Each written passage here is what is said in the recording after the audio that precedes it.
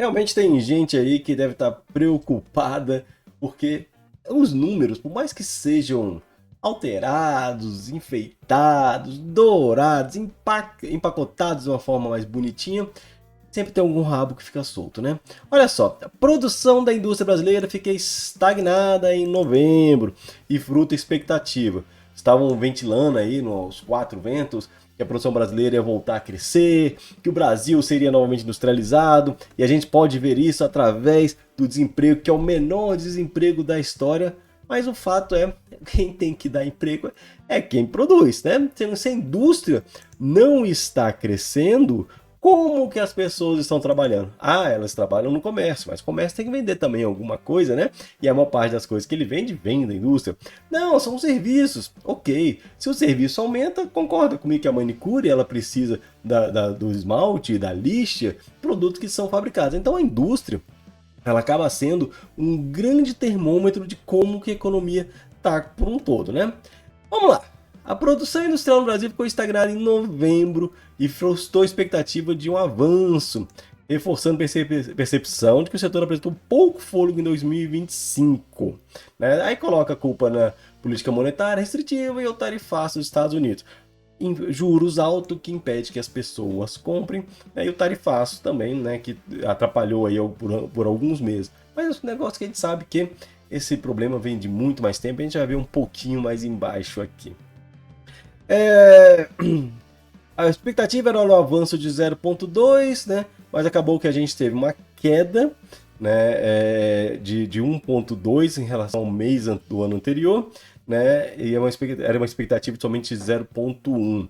A produção industrial teve resultado próximo ou igual a zero em quase todos os meses de 2025 e ainda está 14,8% abaixo do nível recorde alcançado em maio de 2011.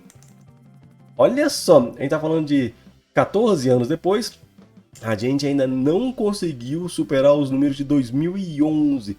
De lá para cá, o Brasil, que nunca foi um país industrializado de fato, veio perdendo competitividade, veio perdendo produção. A sua população aumentou e a produção não consegue superar o número de 2011. Temos um espaço gigantesco a ser recuperado, só que do jeito que as coisas vão, isso não deve acontecer. Mesmo vendo que a automação, que muitos processos foram melhorados, máquinas melhores, muita coisa melhorou para aumentar o nível de produção, mesmo assim a indústria não conseguiu chegar nesses números. Isso é preocupante, tá? Então, em 2025, a gente teve aí um congelamento do crescimento, né? E um desempenho negativo em novembro.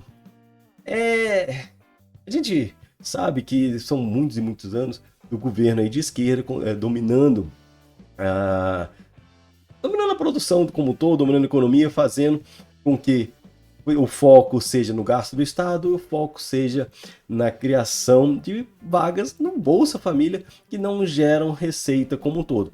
Se o Brasil quiser mudar realmente esta realidade, não adianta nem só mexer na taxa de juros, que é muito mais complexo. Anos e anos de indústrias sendo sucateadas, com baixa produção, baixo investimento, demandam um alto investimento e toda uma mudança que começa lá na parte dos impostos, vai ter que seguir, né, na parte de melhoria dos salários, da renda do brasileiro, que digamos, né, tirando a Venezuela, é a menor da América do Sul. Então, assim, a gente precisa melhorar muito em muitos aspectos para que a gente volte a ser um país que produza de fato, né, que a indústria produza de fato e a gente não seja somente um país que exporte commodities, né? E mesmo no setor que dá dinheiro para a gente, mesmo no setor que consegue trazer receita, que consegue ser um setor produtivo, um setor que consegue ser uma das poucas alegrias que o Brasil tem, que é o agronegócio, a gente vê, né, esse setor sofrendo aí com excesso de impostos, com perseguições, com insegurança que a gente sabe que existe no campo. Então é bem complexa, tá? Outro dado aqui, quando a gente vai entrando um pouco mais a fundo nisso aqui, né? Indústrias extrativas, que são essas indústrias que vão lá, simplesmente retiram do campo, dos minérios, né? Com a retração de 2,6, a menor produção de óleos brutos, petróleo, gás natural e minério de ferro. Isso a gente viu pela própria Petrobras, pela Vale, que teve uma queda muito grande, apesar de ter recuperado em 2025 muito o valor dela, mas a produção teve uma queda muito grande. Então caiu 2,6%.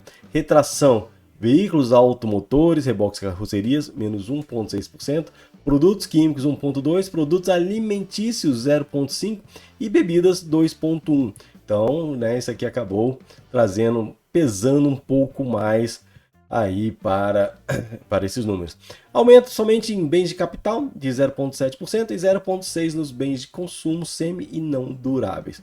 Né?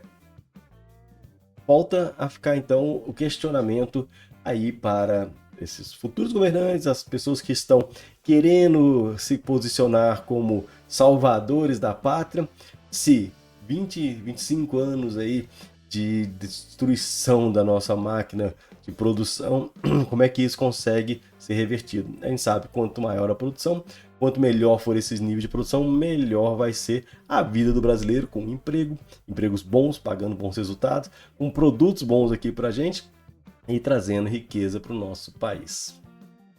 Meus caros, a vida do brasileiro tá fácil não, mas vamos ver se nós conseguimos agora em 2026 mudar esse caminho, mudar essa nossa realidade.